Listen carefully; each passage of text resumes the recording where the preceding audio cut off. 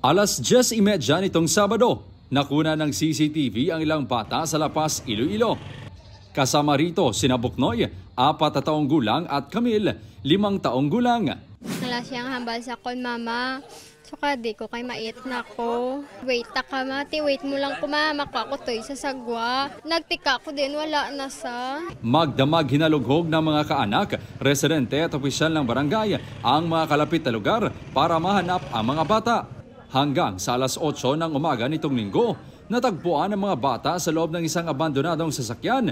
Nasa 50 metro ang layo mula sa kanilang bahay, buhay at umiiyak.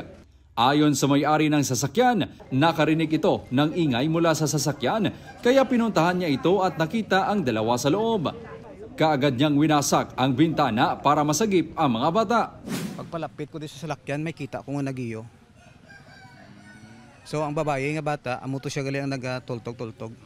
Gahambal siya, pero hindi ko mabatian kung anong hambal niya. Salamat sa mga Ginoo, nakita sila. Yung mga kabataan sa mga nagawa, paplagawan.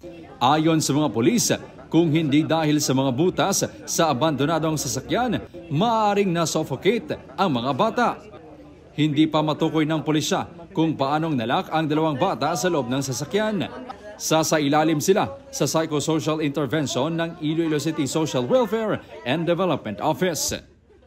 Para sa GMA Integrated News, Kim Salinas ng GMA Regional TV, ang inyong saksi.